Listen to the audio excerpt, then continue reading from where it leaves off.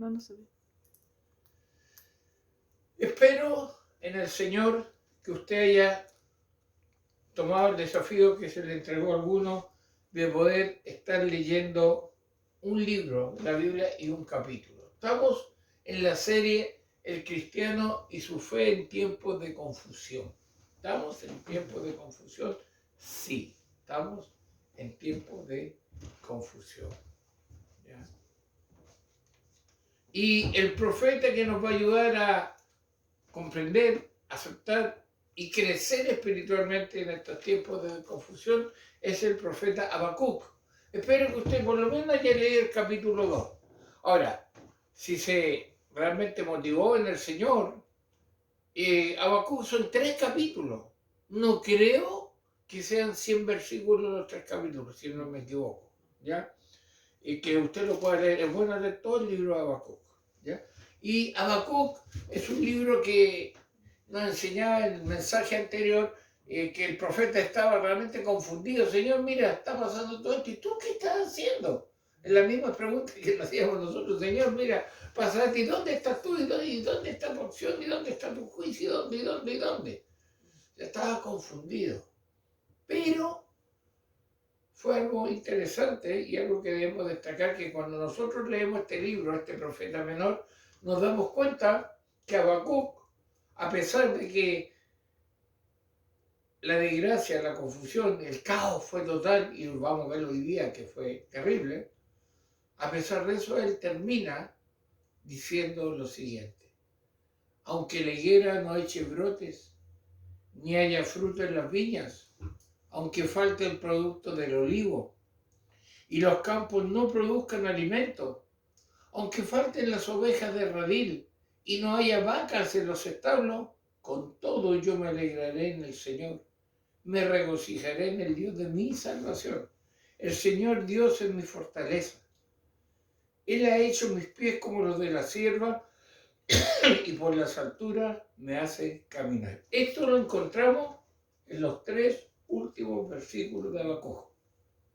A pesar que pasa por un montón de etapas, a pesar que está confundido, está deprimido, qué sé yo, él termina diciendo, aunque pase todo esto, con todo yo me alegraré en el Señor. Y el desafío en el fondo de esta serie de estudios que estamos viendo. ¿Por qué? Bueno, porque la verdad es que Habacuc fue un profeta distinto a los demás. Si nosotros comparamos con otro profeta, espero que usted haya leído y estudie y comprenda a los profetas del Antiguo Testamento y no esté con esa historia fantasiosa que es para Israel lo del Antiguo Testamento. Habacuc fue un profeta distinto a los demás. Mientras que los otros profetas le hablaron al pueblo de parte de Dios, Habacuc habló y dialogó directamente con Dios, expresando su confusión y frustración. Esa es una de las diferencias. ¿Ya? Habacuc conversó con Dios. ¿Ya? Habacuc describe las circunstancias en las que está viviendo y le pregunta a Dios hasta cuándo tendría que sufrir, presenciando tanta violencia, injusticia, inmoralidad. ¿Hasta cuándo, Señor? Y digamos que no es la pregunta que a veces nosotros tenemos. ¿Ya? ¿Hasta cuándo? ¿Hasta cuándo? ¿Cuándo, Señor? Y cuando el Señor responde, oh, Señor, ¿qué está pasando? ¿Ya? Por eso, dentro de la serie que estamos viendo hoy día, vamos a entrar a la temática que Habacuc pregunta y Dios responde. ¿Ya? Eso es lo que vamos a estar viendo ahora. Como está escrito aquí, Dios, tengo una pregunta. Y eso especialmente está entre el capítulo 2 y el 3, mayormente el 2. Así que vaya usted, tome su Biblia, ¿ya? O donde usted está buscando y busque a Habacuc, uno de los profetas menores, y ubíquese en el capítulo 2 de Habacuc. Habacuc, capítulo 2, ¿ya? Habacuc, capítulo 2. ¿Ya? ¿Dios le respondió? Sí. Sin embargo, a Habacuc no le gustó la respuesta de Dios. No le gustó la respuesta de Dios. ¿Ya? Y en vez de esperar, decidió, perdón, en vez de aceptarla, decidió esperar. Escuchemos Habacuc 2.1. Busquen su Biblia, Habacuc 2.1. Sobre mi guarda estaré y sobre la fortaleza firmaré el pie y velaré para ver lo que se me dirá y qué he de responder tocante a mi queja. ¿Ya? Interesante la actitud que toma Habacuc, ¿verdad? En la nueva Biblia latinoamericana dice, estaré en mi puesto de guardia y sobre la fortaleza me pondré. Velaré para ver lo que él me dice y qué he de responder cuando sea reprendido. Habacuc recibe una primera respuesta de parte de Dios. Ahí esperando, después del capítulo 1, una respuesta. Pero ¿sabe cuál es la respuesta que viene de parte de Dios? ¿Vio usted qué es lo que Dios le respondió? ¿Qué es lo que iba a hacer Dios? Dios destruiría a su propio pueblo. Uy. Por eso no me gusta el Antiguo Testamento, un Dios muy sanguinario, en el Nuevo es puro amor. No, espera un poco. Dios responde a Habacuc que destruiría a su pueblo. ¿Cómo? Usted tiene que haber escuchado la historia. Nabucodonosor vendrá y se llevará al exilio a los judíos, causando una gran destrucción e incluso llevándose hasta los vasos de oro y las cosas sagradas del templo. Esto sucedió en 3 ocasiones, el año 605, 527 y 586 a.C. ¿Quién sobreviviría a algo semejante, a tal destrucción?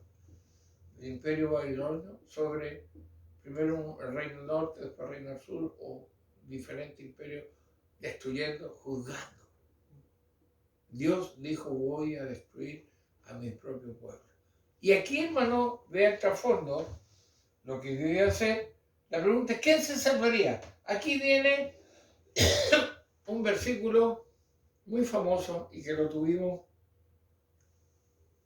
en nuestra liturgia el mes pasado. Dios revela a Habacuc que el justo por su fe vivirá. Eso le revela a Dios. Mas el justo por su fe vivirá. Primero habla sobre una destrucción que va a venir grande, pero dice más el justo.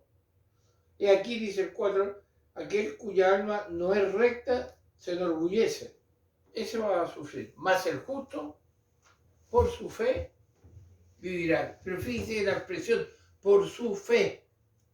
Ahora, este versículo fue clave en la fe reformada y en la teología paulina. Lo vamos a ver en 3 versículos. Romanos 1:17, muy conocido, que dice: porque en el Evangelio la justicia de Dios se revela por fe y para fe, como está escrito, mas el justo por la fe vivirá. Ya. Después Gálatas también habla el mismo concepto. Gálatas capítulo 3, versículo 11. Y que por la ley ninguno se justifica para con Dios, es evidente, porque el justo por la fe vivirá. Y la última referencia donde lo encontramos es en Hebreos capítulo 10, verso 38. Mas el justo vivirá por fe, y si retrocediere, no agradará a mi alma. Ya. Ahora, dentro del trasfondo que estamos estudiando de Habacuc, podemos decir que la fe del pueblo remanente, de lo que quedaba, es lo que garantizará permanecer a salvo a pesar de la destrucción tan masiva. La fe, la confianza en Dios.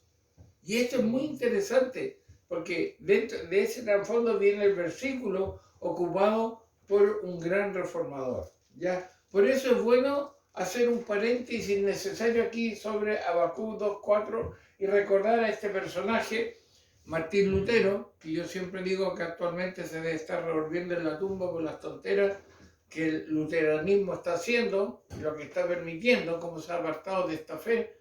Pero ¿ha sabido usted, sobre usted por qué ocupó este versículo y esta parte de la vida de Lutero? Escuche. Antes de su audaz declaración de la verdad del Evangelio, Martín Lutero era un monje agustino. Como monje peregrinó a Roma y al cruzar los Alpes cayó gravemente enfermo. Mientras yacía enfermo sintió una gran agitación, tanto física como espiritual, y le vino a la mente un versículo que antes lo había conmovido: el justo por su fe vivirá, de Habacuc 2:4. Cuando Lutero se recuperó, se fue a Roma e hizo todas las cosas de turista que hacían todos los peregrinos en Roma.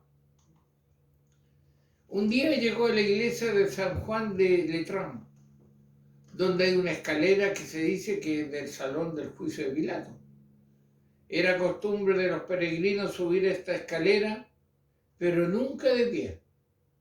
Subían dolorosamente un escalón a la vez de rodillas, rezando y besando los escalones donde se creía que había caído la sangre de Jesús. Lutero llegó a este lugar y comenzó a hacer lo mismo que todos los peregrinos, porque el Papa prometió una indulgencia a todos los que subieran la escalera, los escalones de rodillas y rezaran. Mientras hacía esto, Lutero recordó las palabras de Habacuc: el justo por su fe vivirá. Se dice que cuando recordó esto se detuvo, se puso de pie, caminó y se fue directamente a su casa en Alemania. Algunos dicen que la reforma comenzó en esa escalera. Habría anecdótico, ¿verdad? O más que anecdótico, que es necesario conocer. Pero en Habacuc estamos viendo que la respuesta de el justo por la fe vivirá, hay un propósito cristológico aquí en Habacuc que se cumple en este capítulo versículo, porque es Cristo quien justifica al pecador. Eso nosotros lo sabemos, ¿ya? No hay otro el que justifique. Ahora, hermanos, no olvidemos lo que estamos estudiando, no salgamos del todo. Recordemos, estamos en una serie, el cristiano y su fe en tiempos de confusión. Dentro de esa serie, el mensaje anterior vimos la temática sobre si el profeta está confundido, ¿qué me queda a mí? Y hoy día estamos desarrollando que Habacuc pregunta y Dios responde. ¿Bien? No nos vayamos para otro lado. Sigamos. En el capítulo 2 de Habacuc, Dios le habla a su profeta nuevamente y le revela dos cosas importantísimas. Hermano, coloque atención. Primero, traerá juicio sobre Judá usando a los babilonios. Voy a juzgar este pueblo pecador, y está hablando de su pueblo, trayendo a los babilonios. Nabucodonosor y todo, los voy a juzgar. Pero luego va a juzgar la maldad de los babilonios. ¿Está escuchando? Ya. Eso significa que nadie escapa del juicio de Dios, ni Judá ni los babilonios. Los que hicieron mal siendo pueblo y los que le hicieron mal al pueblo. Ambos van a ser juzgados por Dios. Hermano, la realidad es que nadie puede burlarse de Dios sin sufrir las consecuencias. ¿Qué dice Gálatas 6:7? No os engañéis, Dios no puede ser burlado, pues todo lo que el hombre sembrare, eso también segará. Podemos escondernos de los ojos de los hombres, pero no de los ojos de Dios. Podemos estar 15 días escondidos como cierto personaje que es famoso ahora, pero no está escondido de Dios y de su justicia y de la verdad. ¿Ya? Y eso es lo que Dios está demostrando, le está respondiendo aquí a Habacuc. Pero hermano, hay algo muy interesante. Aquí yo quiero que abra su Biblia en Habacuc capítulo 2, del versículo 6 en adelante.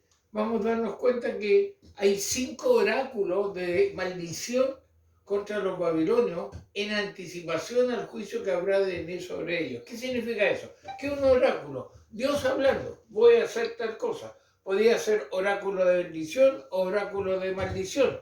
En este caso, en Habacuc vemos un oráculo de maldición. ¿Contra quién? Contra los babilonios. Y hay escrito algo que usted quizás se ha dado cuenta que es muy común. Empieza ay, del que hay, ese hay. Bueno, yo se lo voy a leer en otra versión del versículo para que lo vayan teniendo. 5 oráculos de maldición. Esto voy a hacer con los babilonios. Veamos. 2, 6, la segunda parte, donde empieza el ahí. Por favor. Hay del que multiplicó lo que no era suyo. ¿Hasta cuándo había de acumular sobre sí prendas tras prendas?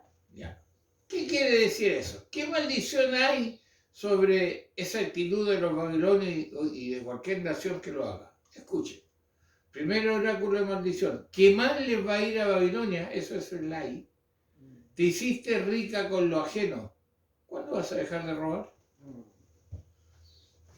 No, estoy hablando de Babilonia. ¿Ya? Por favor. Segundo oráculo de maldición. Verso 9.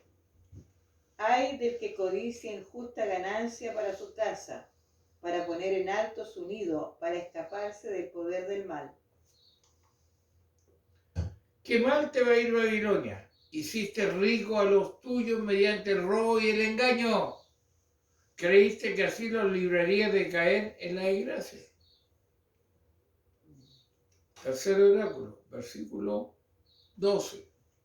Hay del que edifica la ciudad con sangre y del que funda una ciudad con iniquidad.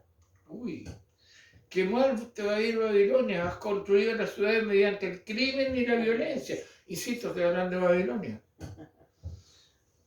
Cuarto oráculo, versículo 15. Hay del que da de beber a su prójimo. Ay de ti, que te acerca tu hiel y la embriagas para mirar su desnudez. ¿Qué mal te va a ir Babilonia? Humillaste a las naciones vecinas y las dejaste en vergüenza. Y el último oráculo de maldición, versículo 19. Ay del que dice al palo, despiértate, y a la piedra muda, levántate. ¿Podrá él enseñar? He aquí está cubierto de oro y plata, y no hay espíritu dentro de él. ¿Qué mal te va a ir Babilonia? ¿Cómo puedes confiar en dioses falsos?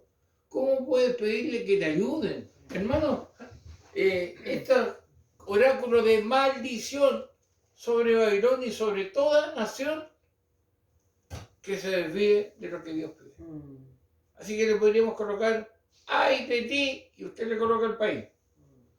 ¿Ya? Y pareciera que está describiendo la actualidad, cómo se gobierna, cómo se legisla, cómo se enriquecen. Entonces Dios no es ajeno a lo que está sucediendo. Y eso le está diciendo a Habacuc. Estos 5 oráculos describen las diferentes acciones pecaminosas que los babilonios cometieron contra las demás naciones, no solo Israel, y la razón por la que Dios iba a juzgarlo a su debido tiempo, y Dios va a juzgar a su debido tiempo a toda nación que ha actuado de la misma manera y especialmente contra su pueblo. En Habacuc 3, si avanzamos, Dios comienza a revelar lo que haría con los babilonios y cómo los destruiría a los que destruyeron a Israel, haciendo uso de otro imperio, el imperio de los medas y los persas. Esta es una pregunta, hermano. ¿Naciones al servicio de Dios para ejecutar su juicio? Dios usa naciones para ejecutar su juicio. ¿Ya? Dios usa naciones para ejecutar su juicio. Vamos al libro de Proverbios, capítulo 21, versículo 1. Proverbios 21, 1. Es muy conocido, mire. Como los repartimientos de las aguas, así está el corazón del rey en las manos de Jehová, a todo lo que quiere lo inclina. Es un poquito difícil. Bueno, se lo voy a leer en una traducción que le queda clarísimo. Y esto me da mucha confianza. En las manos de Dios en las manos de Dios, los planes del rey son como un río. Toman el curso que Dios quiere darle. Se acabó. Todos los decretos que se juntan, Alibaba y todo eso, todos los ladrones juntos y confabulen y todo, al final los planes del presidente, los planes de senadores y diputados, toman el curso que Dios quiere darle, porque Dios es soberano, hermano. Dios es quien quita reyes y pone reyes. Daniel 2:21. Él muda los tiempos y las edades, quita reyes y pone reyes, da la sabiduría a los sabios y la ciencia a los entendidos. Y saben que estos reyes, gobernadores, senadores, diputados, alcaldes, todos los que son eminencia o tienen puestos clave, sirven de una u otra manera al eterno plan soberano. Sirven. Creen que no, pero sirven igual, hermano. Hasta Judas le sirvió. Ahora, ¿cómo reaccionó Habacuc a todo esto? Primero confundido, y ahora Dios le está diciendo: voy a destruir al pueblo con los babilonios. Pues no te preocupes, yo después me encargaré de los babilonios a través de los medios persas. Bueno, Habacuc no solo escuchó el juicio terrible de parte de Dios, además tuvo que escribirlo, algo demasiado quizás abrumador para él, porque no solo lo escuchó, dialogó con Dios, tuvo que dejarlo plasmado en las escrituras. Hermano, fue algo que apenas pudo digerir Habacuc. Leamos cómo reaccionó Habacuc en el capítulo 3, versículo 16, cuando escuchó todo esto. Multiplicaste tus mercaderes más que las estrellas del cielo. La langosta hizo presa. ¿3:16? ¿Perdón? Sí, ese es 3:16. Me equivocaste. No, 3:16. Perdón. Habacuc. Sí, me fui para el otro lado. Saliste para socorrer a tu pueblo, para socorrer a tu ungido. Traspasaste la cabeza de la casa del impío, descubrieron el cimiento hasta la roca. Ese 3:16. No. Sí, Habacuc 3:16. Habacuc, capítulo 3, versículo 16. Perdón. Oí y se conmovieron mis entrañas, a la voz temblaron mis labios. Pudrición entró en mis huesos, y dentro de mí me entremecí. Si bien estaré quieto en el día de la angustia, cuando suba al pueblo al que lo invadirá con sus tropas. Ya, quiero escucharlo más simple, dice así. Al oír esto me estremecí por dentro. Mis labios temblaron de miedo. Se me doblaron las piernas. Caí y temblé de terror. Esperaré en silencio el día venidero, cuando la catástrofe golpee al pueblo invasor. Hermano, Habacuc pasó de estar confundido a estar estremecido. Después de estar tan confundido, ahora llegó a caer al suelo de lo que Dios le reveló. Quería respuesta, ahí está. Y tuvo un encuentro con Dios, hermano, cuya mera presencia es causa de temor y temblor, y quedó perplejo. Ya quedó estremecido lo que Dios le reveló. ¿Sabes? Un pastor decía lo siguiente: si nunca hemos estado atemorizados ante Dios, entonces nunca hemos estado ante Dios. Y es verdad, hermano, a veces en forma tan patuda nos presentamos a Dios, tan poco ceremonial nuestra actitud ante Dios. A veces ahora mismo, al estar escuchando un mensaje, estamos haciendo otras cosas, hermano. No hay reverencia. No hay respeto. No hay temblor, no hay temor. Le tenemos más temblor y temor a una autoridad humana. Hermano, Habacuc reaccionó de esa manera. Por otro lado, la realidad del juicio venidero también hizo que Habacuc se estremeciera y se llenara de temor. Miren lo que viene, tengo que escribirlo y tengo que decírselo. ¿Ya? Habacuc está a punto de descubrir que mientras más conocemos a Dios, escucha bien, mientras más conocemos a Dios, más fácil nos resulta lidiar con las circunstancias que Él permite que vivamos. Entre más conozco a Dios, más fácil me resulta enfrentar todo lo que lidiamos, todo lo que tenemos que vivir y que Dios permite que vivamos.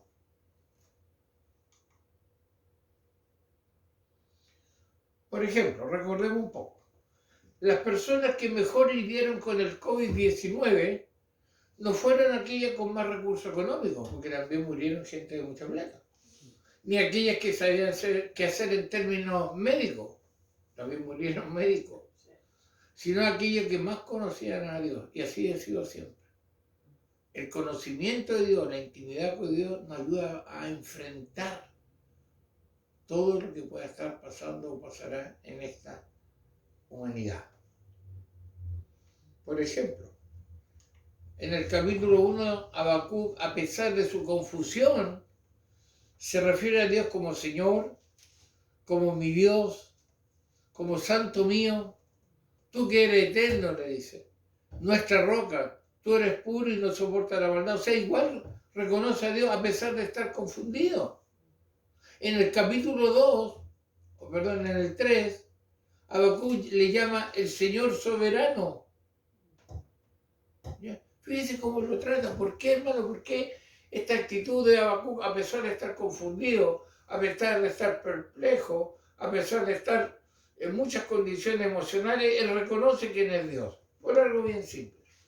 Cuando conocemos a Dios de esa manera, no importa el tipo de circunstancia que tengamos que atravesar, ni la tormenta en la que nos encontremos, el Señor soberano será el ancla de nuestra vida.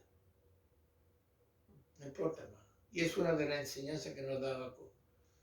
Aunque la higuera, aunque, con todo yo, porque conocí al Señor. Y eso es algo que tenemos que tener claro frente a toda la confusión que estamos viviendo. Podemos preguntar a Dios, Dios nos está respondiendo quizás muchas inquietudes. A veces, hermanos, nos quejamos sin esperanza. Como si esto ya no, nadie lo controla, esto ya se fue. Ya apretaron el botón.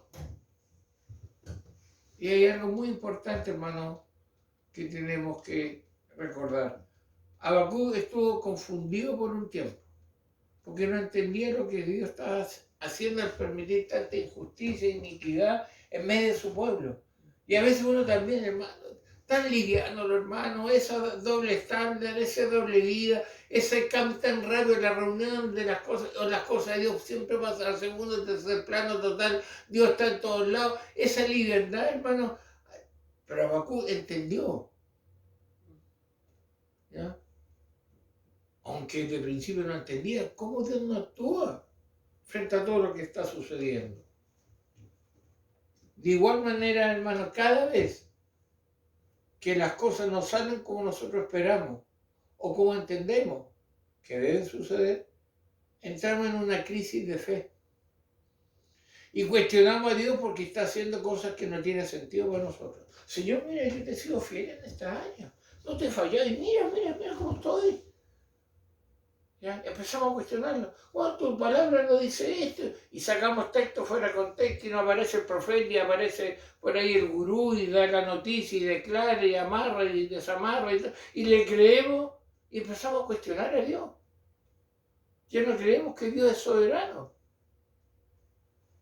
¿Por qué, hermano? Porque tenemos que ver algo muy importante. Aquí está el centro de todo lo que hoy día Dios nos quiere enseñar. Escuche bien. Cuando Dios hace algo, ya sea que lo ordene o lo permita, tenemos que tener algo bien claro. Y esto tú deberías anotarlo y deberías tenerlo, ampliarlo y pegarlo en tu pieza en varios lados. Fíjate bien. Sin embargo, las obras de Dios no tienen que llenar nuestra expectativa. Las obras de Dios no tienen que llenar nuestra expectativa. No. Las obras de Dios no tienen que coincidir con nuestra lógica. Él es Dios. Las obras de Dios no tienen que procurar nuestra felicidad. Dios no te salvó para hacerte feliz, te salvó para hacerte santo. Las obras de Dios no tienen que garantizar nuestra salud. Ojo con eso. Porque no, o porque Dios bueno me tiene sano. No, las obras de Dios no tienen que garantizar nuestra salud. Y las obras de Dios no tienen que garantizarnos la vida en este lado de la eternidad. No. Hermano, si yo pienso que la obra de Dios sí tiene que hacer todo esto, escucha. Si yo tengo esa expectativa, es porque realmente no me he detenido a leer y estudiar la Biblia. Tienes que empezar a estudiar realmente la Biblia y quién es Dios. Porque Dios no obra de esa manera. Él es soberano, Él es Dios, tiene lo mejor para nosotros, no lo que yo quiero. Estamos para servirle, no para que Él nos sirva a nosotros. ¿Ya? Un autor decía así: Dios no está interesado primariamente en nuestra paz, seguridad o prosperidad en esta tierra. Él está interesado en nuestra fidelidad en un mundo lleno de dolor y sufrimiento, donde la maldad corre de manera salvaje. Habacuc, hermano, estaba ansioso de que Dios restableciera la justicia y la rectitud moral en Judá. Pero Dios estaba interesado en trabajar en el carácter y la fe del profeta. ¿Ya? Parecía que eran propósitos opuestos, no, eran iguales, pero de diferentes formas. El Señor, escucha bien, usó las peores circunstancias para enseñarle a Habacuc a confiar y esperar en su Dios. Las peores circunstancias le enseñó. Hermano, hay que tener cuidado cuando creemos que estamos tan amorosos y tan amarraditos a Dios cuando todo marcha viento en popa. Mucho cuidado. Que una persona prospere no es sinónimo que está haciendo realmente la voluntad de Dios muchas veces. Si no, mira lo inconverso. ¿Ya? Pero ¿qué está pasando alrededor? ¿Qué está sucediendo? Escucha bien. Habacuc necesita escuchar que Dios pronunció a través de su profeta en Isaías 8, versículos 12 y 13. Yo quiero que escuchen muy bien. Busca Isaías 8, 12 y 13. Carmen, por favor, fuerte. No llaméis conspiración a todas las cosas que este pueblo llama conspiración, ni temáis lo que ellos temen, ni tengáis miedo. A Jehová de los ejércitos, a Él santificad, sea Él vuestro temor y Él sea vuestro miedo. Ya. La nueva versión latinoamericana dice, o de las Américas dice, no digan ustedes, es conspiración a todo lo que este pueblo llama conspiración. Ni teman lo que ellos temen, ni se atemoricen. Al Señor de los ejércitos, a quien ustedes deben tener por santo, sea Él su temor y sea Él su terror. Hermano, esto hay que tener cuidado. Las conspiraciones es bueno conocerlas. Yo aquí les puedo mostrar 2 libros. A mí me gusta el tema. La Tercera Guerra Mundial ya está aquí. Cristina Martín Jiménez. Y tiene razón lo que es la perspectiva que hay. Y el último de Agustín Laje, ¿ya? El globalismo. ¿Ah? Un gobierno mundial y todas las cosas que están sucediendo. Este Agustín Laje es muy interesante. Estos libros hablan y tratan de conspiraciones. Sí, los puedo leer, las puedo conocer, puedo conversar, puedo opinar, pero la palabra de Dios me dice, no le tengan miedo a eso. No le tengan miedo a eso. Tenme miedo a mí. El terror es conmigo, lo que yo puedo hacer como Dios. En otras palabras, no llames conspiración a todo, como hacen ellos. Ni vivas atemorizado de lo que a ellos les da miedo. No llaméis conspiración a todas las cosas que este pueblo llama conspiración. Ni temáis lo que ellos temen, ni tengáis miedo. Hermano, como digo, yo creo que si uno tiene la madurez, se pueden conversar estas cosas. Yo tengo una hermana que siempre conversamos mucho de este tema, y ella es muy entendida. Siempre concluimos igual. Menos mal que Dios está en control de todo. Amén. Ahora, sí, a veces humanamente como que nuestros pies empiezan a tambalear un poco y la amalgama dice por ahí a soltarse, porque es terrorífico, hermano. Es terrible. El hombre es peor que los animales en muchas cosas. Las conspiraciones, lo que está pasando hoy en día, usted ve que los que unos son juzgados, oye, tantas cosas, el contrabando de niños, tantas cosas, hermano. Usted dirá, pastores, Europa, no, estoy hablando acá de América Latina y aún de Chile.